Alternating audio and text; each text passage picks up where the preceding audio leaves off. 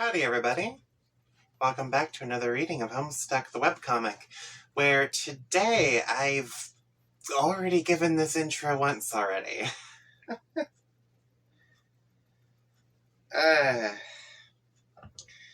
So, apparently after I finished recording the previous episode where I finished up Act 1, the creator of the webcomic, Andrew Hussey, changed everything.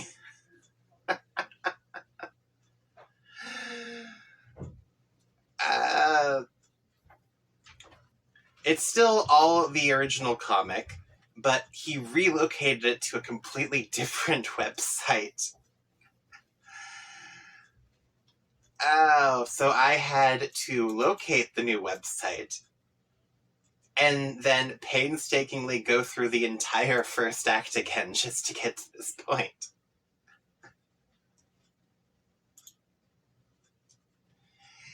Thank you.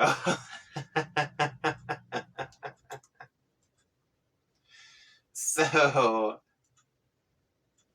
now let's finally begin Act 2, because when the first time I clicked this button, my, whole internet tried to crash because it was looking for something that apparently doesn't exist anymore. Oh, getting trolled in real time by this comic. I hate it. Alright. Oh yeah, that's also why I'm already wearing the headphones, so let's just get into this.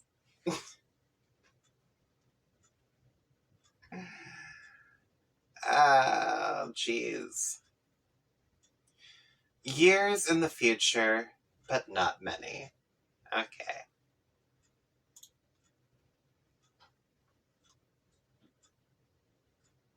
Oh no. Oh, that's the beginning of the pilot. A wayward vagabond records a stuttering step in the sun-bleached dust. Why is this hyperlinked?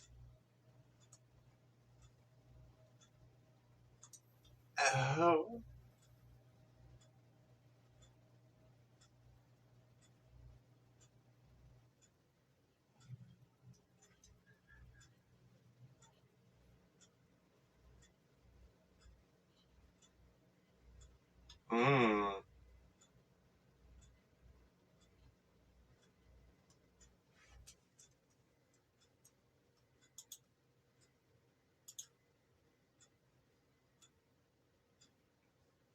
What am I looking at right now?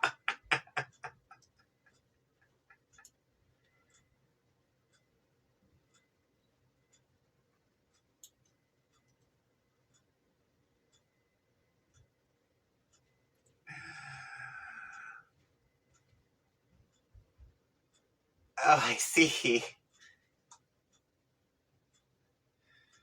Kind of makes me wonder if this website's still up and about. It's been so long since I last checked this. Oh, wow, okay.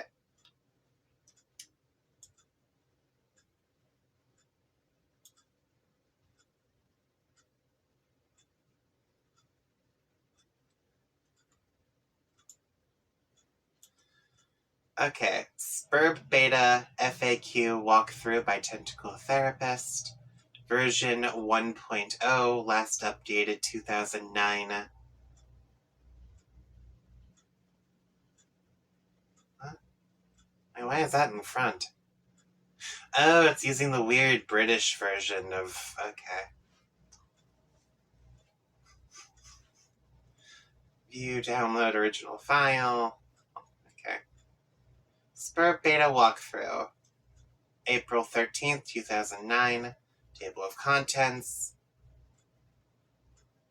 Caveats and condolences. Walkthrough incomplete. Caveats and condolences. I'd be inclined to dispense with the trite even under less pressed circumstances. Needless to say, I'll forgo the inscrutable ASCII banner, which typically heralds the striking freefall of these documents. I'll also resist the urge to brandish any copyright marks or the particular neurosis that concerns itself with the theft of the utterly mundane. I'll allow other deranged prospectors to stake claims on their worthless plots as the woods burn around them. My introduction will be sparse. There will be no majestic prose blustering into the sails of a galleon as we embark on this voyage together, nor will there be any ham-fisted prose whipping its limbs under a bedsheet like an idiotic ghost. For that matter, I won't set the stage or dim the lights. The mood you will see will be set soon enough. Since you're reading this, chances are you have installed this game on your computer already. If this is true, like many others, you have just participated in bringing about the end of the world. But don't beat yourself up about it. There was never anything you could have done to prevent it. The end is happening right now as I type and as you read. I have come to understand that we are always doomed through our collective ignorance, and now further doomed by those few who know and struggle to flee. If you're lucky, you'll be among the smaller subset of the latter who are successful. What I mean is, while that game you installed is just one more grinding slab of rock sealing our planet's crypt, it is also your only hope to live. I am presently faced with the same conundrum as you, and though I speak with more experience, my own outcome is far from assured. I will play the game as much of it as there is to play, and record my findings here. If you want to live, you will do as I instruct. My condolences. Oh.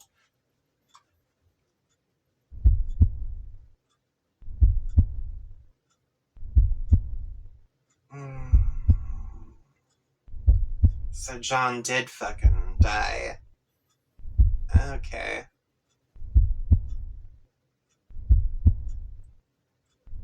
Oh.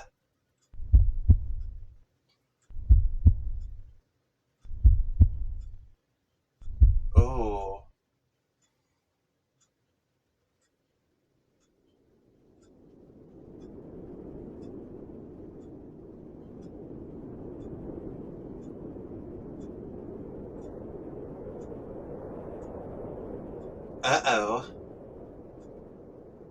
Oh, no. Oh, that's so much worse.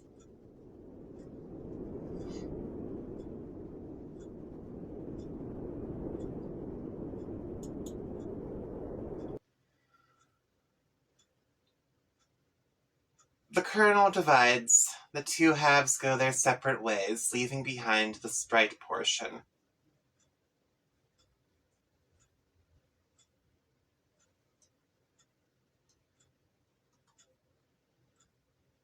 Oh, what is happening?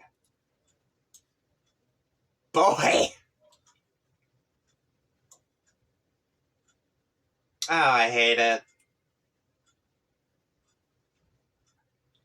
What is left of the sprite undergoes a mysterious transformation. For a moment, you thought you heard someone say, boy, as if whispered in the periphery of your awareness. It was probably just your imagination, though. You there, boy!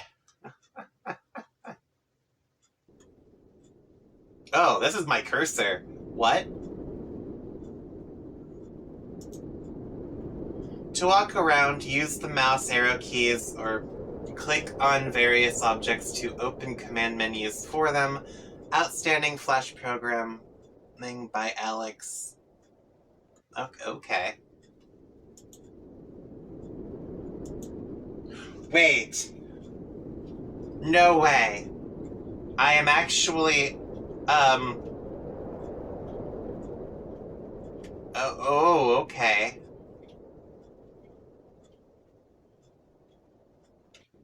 Can I not? Yeah, okay, no. It's just this tiny portion. Gotcha. Quit all this scurrying around. Okay. For the last time, this boy's name is John. Fine, John, return to your quarters. Uh, uh, uh. More of that black slime. You go back up to your bedroom, tiptoeing around this weird petroleum-based sludge. Now, John, respond to your friend. I'm sorry, I'm all mixed up now. John, are you there? Hey, yeah, I'm here. And not dead, I think. I know. I've been watching you scramble through the house like a lunatic. You should have answered me sooner. Oh man, sorry. I was looking around for my dad and I can't find him anywhere. Have you seen him? No, I'm sure he'll turn up. We have more important things to address right now. Yeah, like where am I? I don't know that either, but I have determined your neighborhood was destroyed by the meteor. Wherever you were transported, it saved you from the impact. I've been reading reports in the news. Over the last few days, there have been many smaller meteor collisions with people's homes around the world. And they seem to be getting bigger. Yours was the biggest they've identified so far. Wow, okay. So then I guess if this is all the game's doing, then the point is for us to save the world? Perhaps. Then we'd better get moving and figure this game out. Yes, but wait. We should retrieve your PDA. Yet again. It'll help to keep tabs on each other while you investigate. I think I can get you closer to it if I can replenish our grist supply somewhat.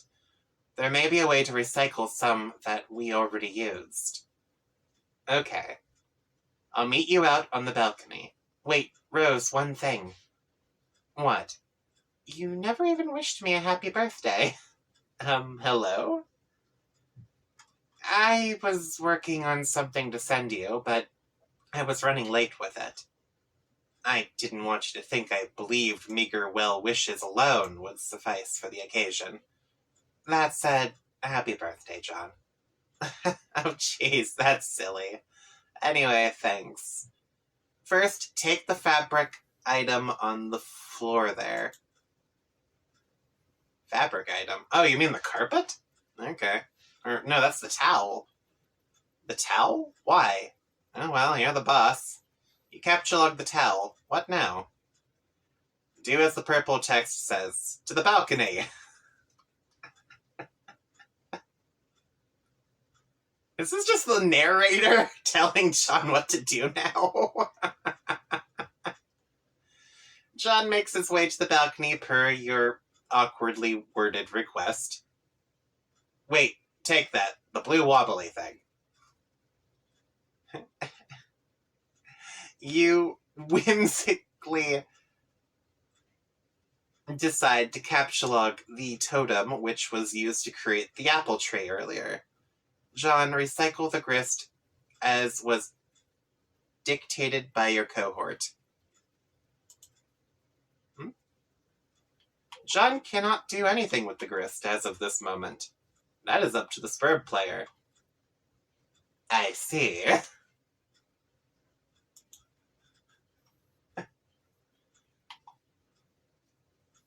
Yes, that will suffice.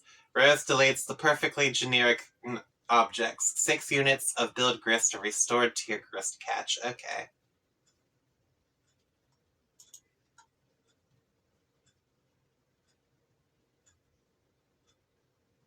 Ooh. Rose expands the grist to drag a new plank from the balcony in the direction of the PDA. Why did you do that up there? Why not put it down there?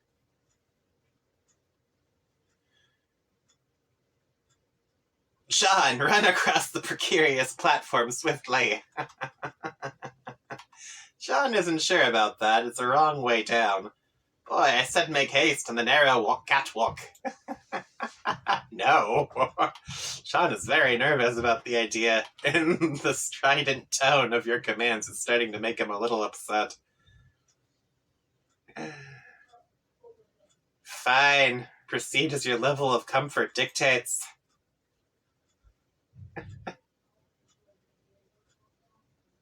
You cautiously walk within range of the PDA. Rose retrieved it. Now take it.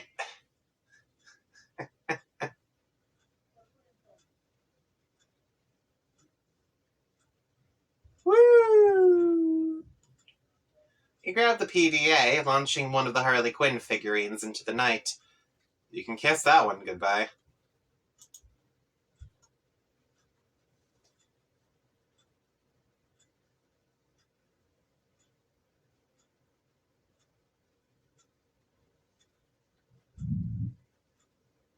Oh no!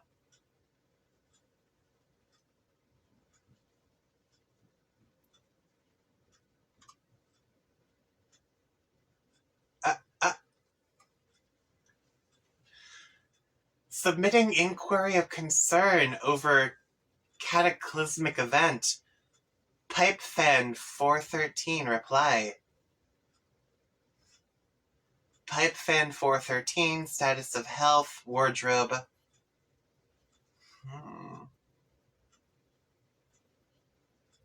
Neighboring house struck by flaming projectile in light of fire hazard. Evacuating house of all expensive garments. What? Fedora Freak. Salvage as many hats as is practical. Fedora Freak, you are in our thoughts along with Pipefan 413 and his inevitable collection of pipes. Enviable. Okay, what the hell? Thank you all. Report. Most hats removed from danger. Ties next. The following matters have been submitted in a frank and forthright manner for Pipefan 413's judicious appraisal. Wow. What is this?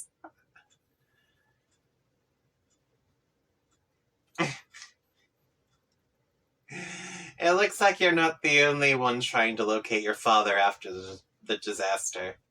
These boring men are uninteresting.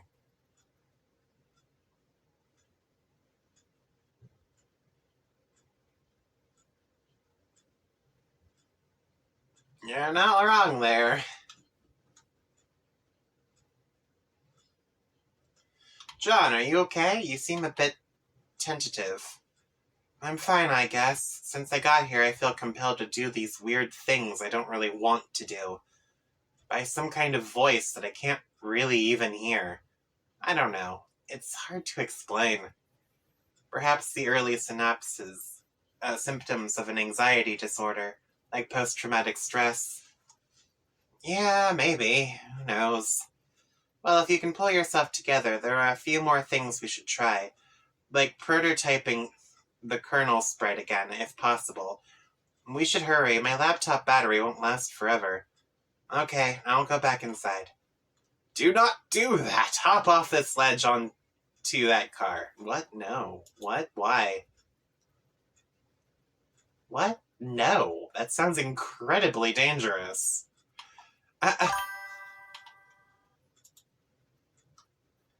Now you're just being a pest. Which turnip truck did you just tumble out of anyway? Who are you? Yes, in the future, but not many. Okay. An unsealed tunnel welcomes hot desert air into its stagnant depths. Oh god, wait, Spurb owns whatever this is? Are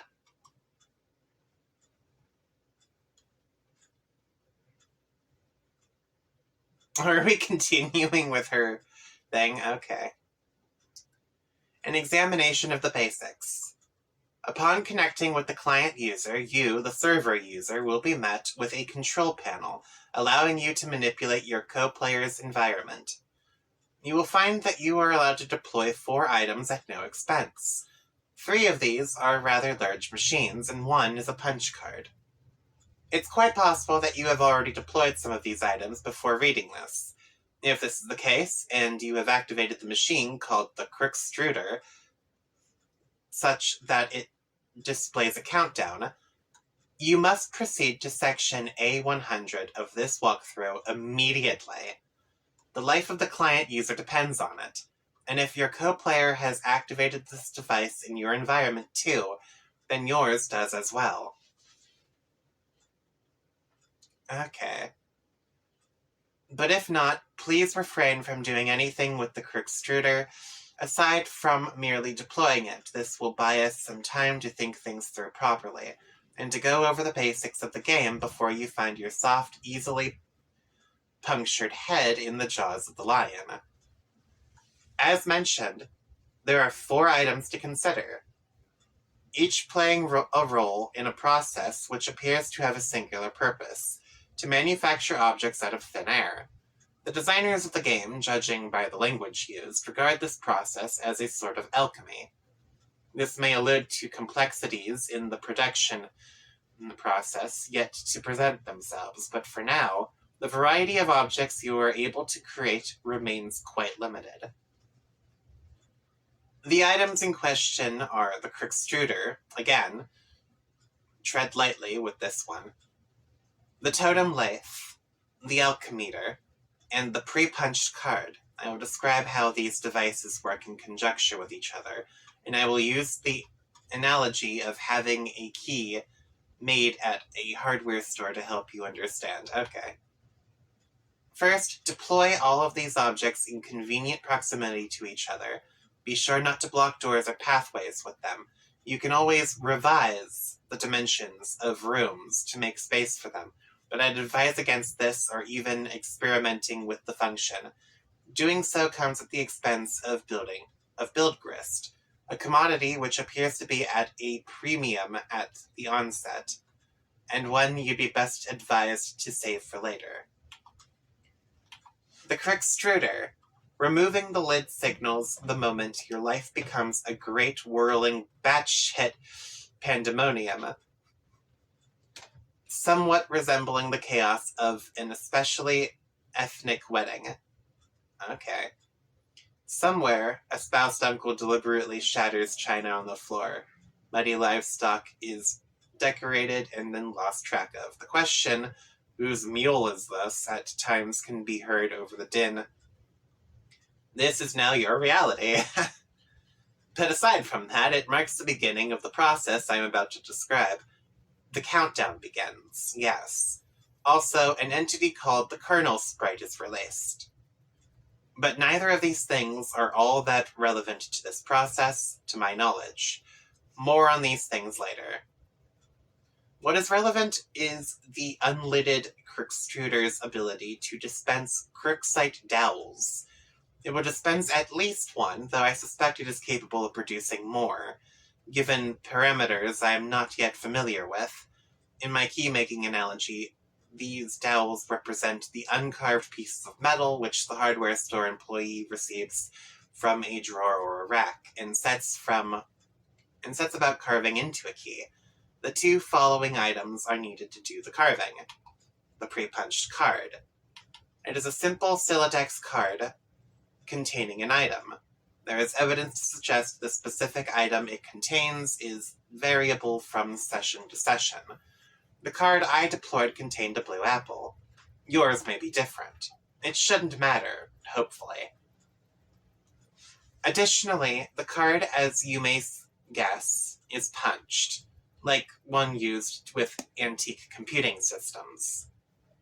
The pattern of holes comprises data, which I believe corresponds to the instructions for creating the item the card contains. That it is pre-punched suggests there is a way to punch an unpunched card, possibly imprinting it with the data for the item it contains, though no mechanism for this has presented itself yet.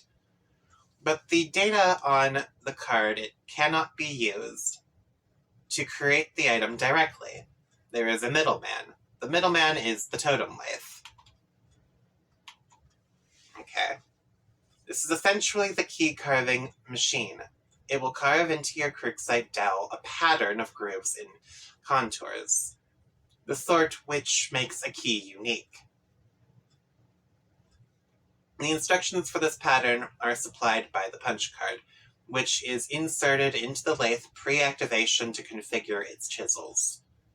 Once the dowel is carved, you have a totem serving as your key, which can then be used to unlock the card item through the alchemeter. But at this point, I will diverge from my key-making analogy and switch to a barcode analogy, which is not a terribly strenuous leap to make, since the concepts of a key and a barcode are essentially the same, one being a unique pattern of grooves, the other of varying black lines. The alchemeter. If you place a Crookside dowel, carved or uncarved, on the alchemeter's small pedestal, its robotic arm will scan the contours with a laser, hence the barcode analogy. This is the machine's way of reading the data originally imprinted from the card, and transforming the data into a physical object. Though typically this is not done without expense, I believe. An uncarved dowel results in the creation of a perfectly generic object, which is a seemingly useless green cube. It costs 2 units of build grist to make, and I do not advise you to waste resources on it. There appears to be many other varieties of grist, ostensibly used in combinations to create different sorts of items, which possibly offers some insight into the game's use of the term alchemy. But quite conveniently, there is an exception to this. Creating the item on the pre-punched card costs nothing. This is good, because creating this item turns out to be essential. Now that you know this, you can, in your own time, begin the process. Once you initiate it, naturally, there is no going back. So, best to be prepared. But you probably shouldn't drag your feet too long. As I mentioned earlier, this is your only means of escape. When you're ready, be prepared to follow the steps in the next section swiftly. So your Crookstruder is ticking. Do this to live. Okay. Alright, so she did do her, she did fulfill her end of the promise, that if she survived, then she would write a tutorial guide on just how bullshit this game is.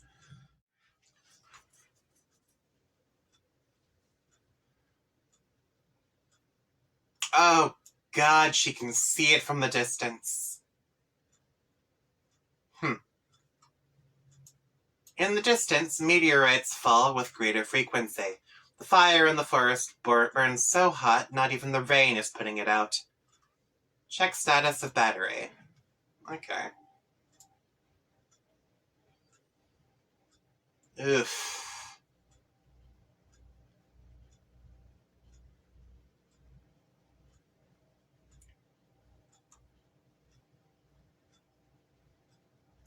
Your laptop battery is alright for now, but it won't be for long. If the power in the house doesn't come back on, you can think of one last resort. A small backup generator stored behind the mausoleum. Why does the mausoleum have a backup generator? Prototype sprite with Betty Crocker box. Okay.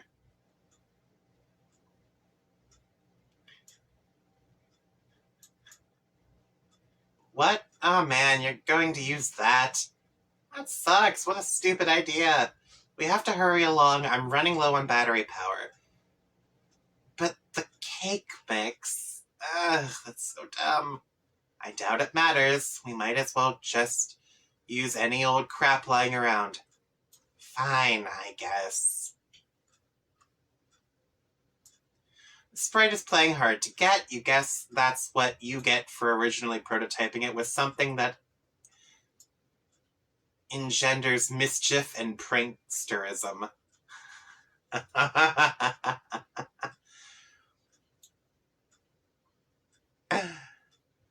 Do the potted vegetable instead. It looks delicious.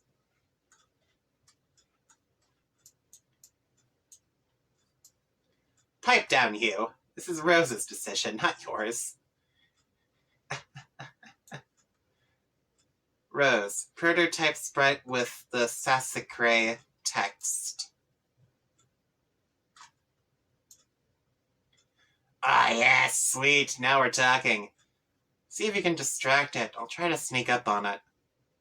John, flail about in distracting manner. The sprite finds the distracting manner in which you flail about to be rather distracting.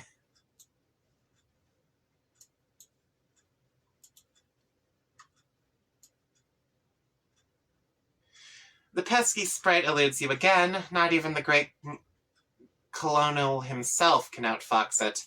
Okay. And narrowly missing with your attempt to create the console's sprite, you drop the massive tome. The entire house rattles under the astonishing girth of the book.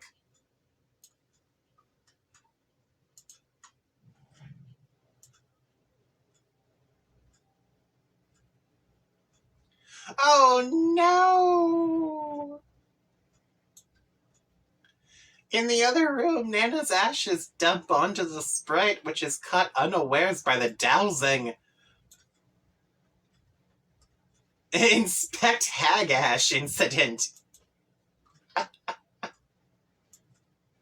You find the sacred urn toppled again. This time you're quite sure it wasn't your fault. The sprite is nowhere to be found. Remove Crickstruder from doorway. Okay. What? Ah, man, where'd it go?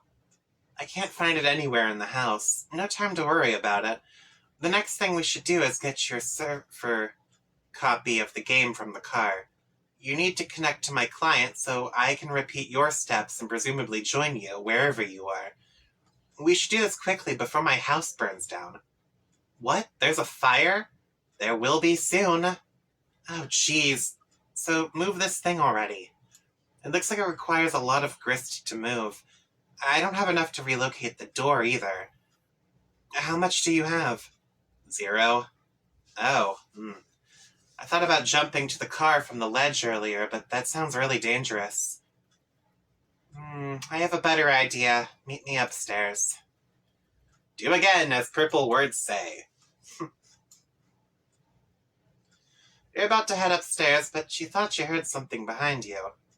It was faint, but you could swear it was a small, light-hearted chuckle, along the lines of a spirited, Oh no! Oh no, Granny Chester! Ignore this woman's antics! You're not sure you even saw a woman, let alone any of her hypothetical antics, but whatever it was you might have caught a glimpse of, it sure gave you the willies. You head upstairs on your way to the balcony. Your PDA is acting up again. Indulge the device, but be curt with it. Okay. Hey bro, check it out. I'm working on some new rhymes. Dude, I don't have time for your nerdy raps. Come on, this is hells of ill, just listen. It sounds like you don't even believe me that I was about to get blown up, but I really was, and now I'm in some weird dimension that Spurb sent me to or something. And now on top of that, I think I'm being haunted by my dead grandma. Huh, for real? Yeah, it's true, but I'll talk to you later about it. I think I could drop some sick rhymes about all this. Man, see, I just don't think all the rapping stuff is really as cool as you think it is. No, this'll be dope, check it. No, I have to go, bye! Oh no, do I actually have to read this out loud?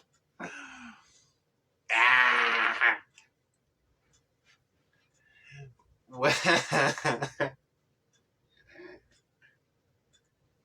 This would have been better off as an audio file. Okay. Wait. Armageddon's getting waged on us, but I'm getting armed and dangerous. Sending men in space for saving us. See which play is more courageous. Ben or Bruce, dudes, reach a truce. Oh, what the fuck is this?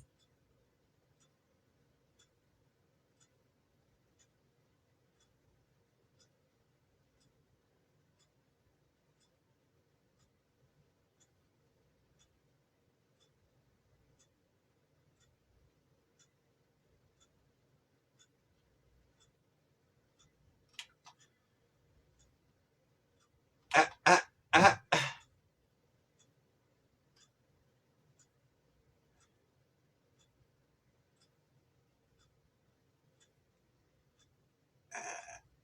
okay. McConaughey wasn't even in any of those meaty movies, was he? I'll have to make a rap about, I don't know, Morgan Freeman or something. Being the president, it'll be called Obama Made It So That No One Gives a Shit About Black Presidents in Movies Anymore.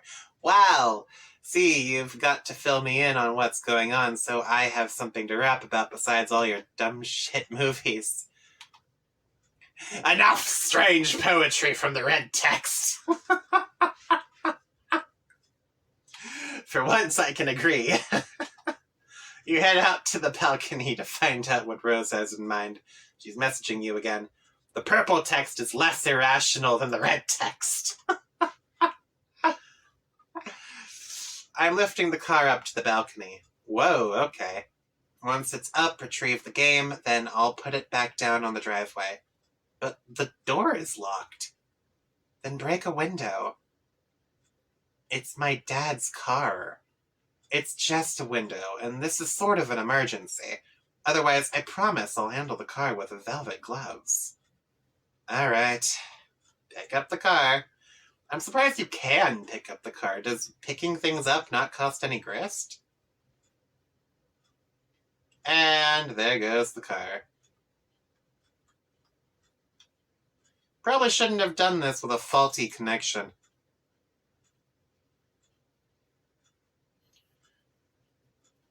Ridiculous folly, inexcusable.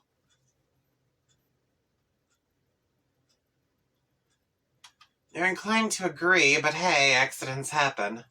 You double-check your PDA to make sure if Rose is really gone. Indeed, this seems to be the case. TG is still pestering you, of course, but another chum is now logged in as well.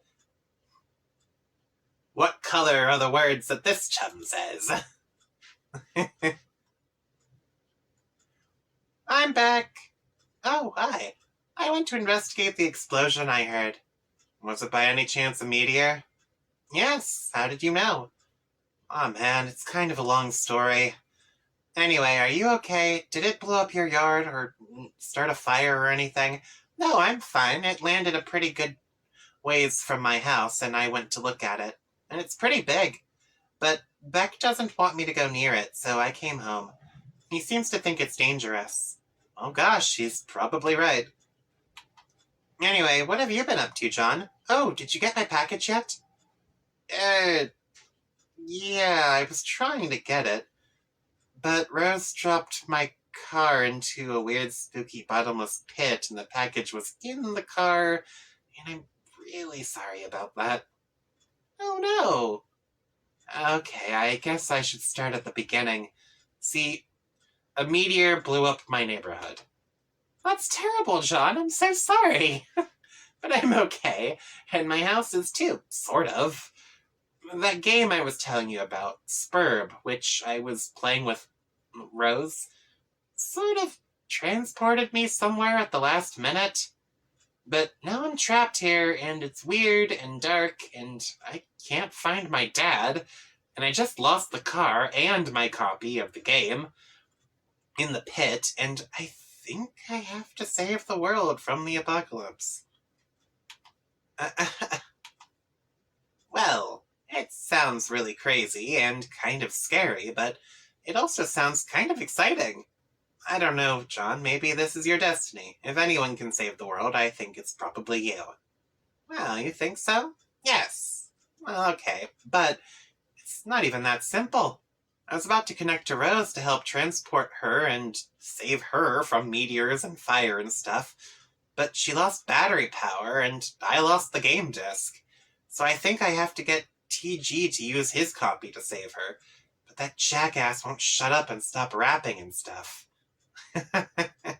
He's so silly. Yeah, anyway, I should talk to him about it, so BRB. The green text was attractive. Now view the red text again. What? What's wrong with you? Okay, when the film crew zooms where the president's at, I'm like, if that dude's black, I'll eat my... Oh my god, he's still trying. Ah! Stop rapping for a second, you horse's ass. I have something important to talk about. What's up? Rose is in trouble, and she needs help. I was going to connect to her with Spurb, but I lost my copy. Okay. Also, she lost battery power. If she can get back up and running, she'll need someone with the game to get her out of there before her house burns down. So I think you should use your copy of the game to help her. My copy? That's going to be tough. Why? I lost it. It's a stupid story and I'd rather not talk about it. Should be embarrassing, yo. I thought you said you had 2. Well, yeah, 1 is my brother's copy. Okay, we'll get his then. Alright, but he's not going to be happy about that. Whatever. Also, you might want to read Rose's walkthrough to get up to speed on this. Oh, man. What? Nothing, really. Look, all I'm saying is the girl tends to lay it on kind of thick, you know? Rolls eyes.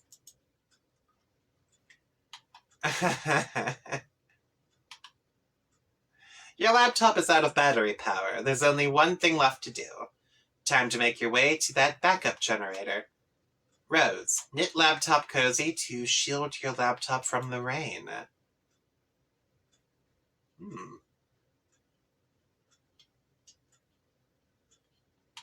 That would be such a waste of time. Besides, you already knitted one a while ago. You retrieve it from your knitting bag and apply it to your laptop. You capture-log the laptop plus cozy. Equip Grimoire to Strife Specibus. Oh, can you do that? That would be incredibly ill-advised. There are some dark forces you just don't want to mess around with. You understand this better than most. You put the book down. Recapture-log your items. You grab the knitting bag and the grimoire in that order. It's always a logistical puzzle with your tree modus. The tree auto-balances, leaving the knitting bag accessible in the root card. Okay. Allocate knitting needles to Strife Specibus. Alright. Needle kind, okay.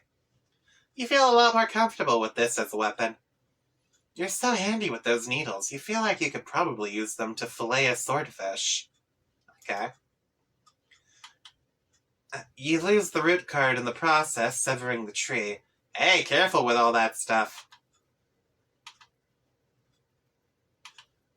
Oh my god.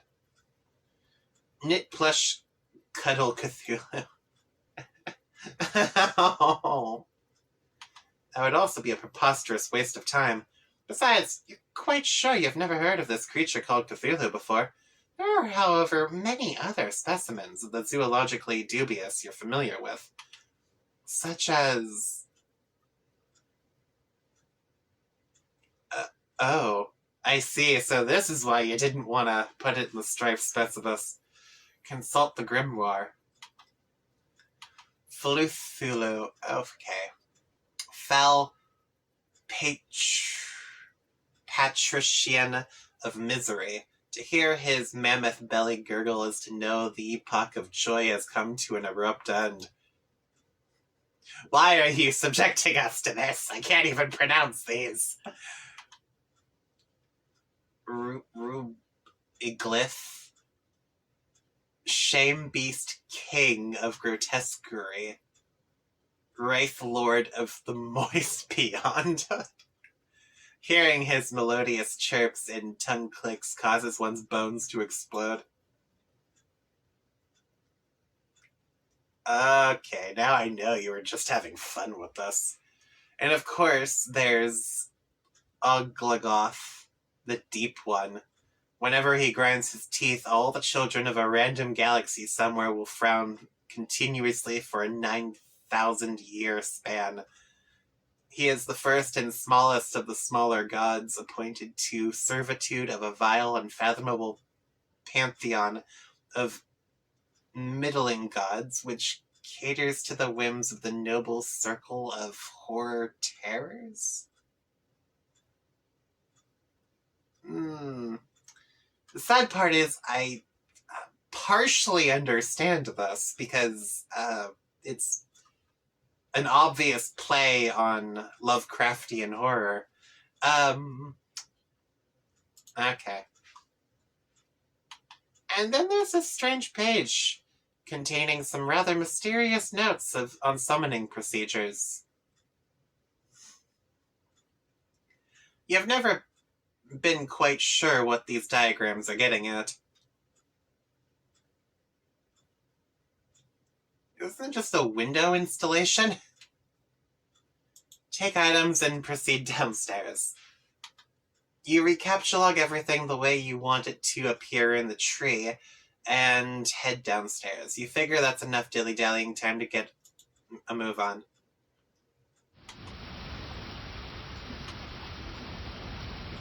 You wonder if this rain will ever let up. It's driven since the month began.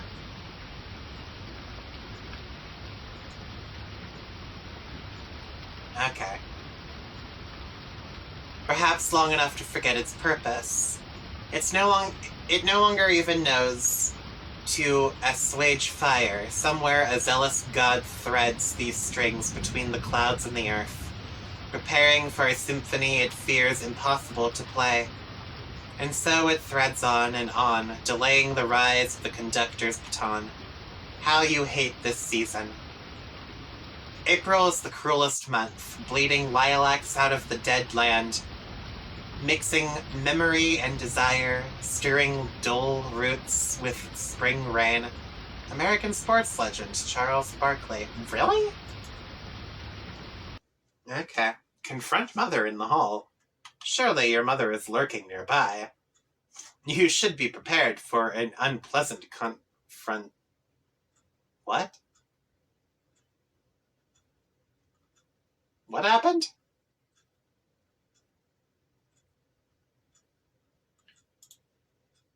We got redirected. What's happening here? I'm going to end this video off here, only because I can't seem to find a good place to leave off at. And all of Dave's sections seem to be, like, before the mess occurred in the first place, so it's all just catching up there. So I figured this is probably a good place. Maybe.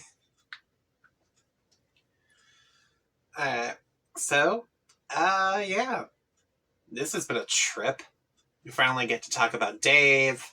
We got to see Egbert kind of die. And the misadventures of Rose and her horrible attempts to try and help the kid. So, yeah.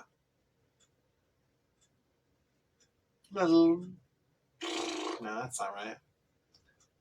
If you like this sort of stuff, don't forget to like, comment, and subscribe today to keep up to date on all of my most recent uploads. And if you didn't, that's perfectly fine too, because there's plenty of other stuff to watch.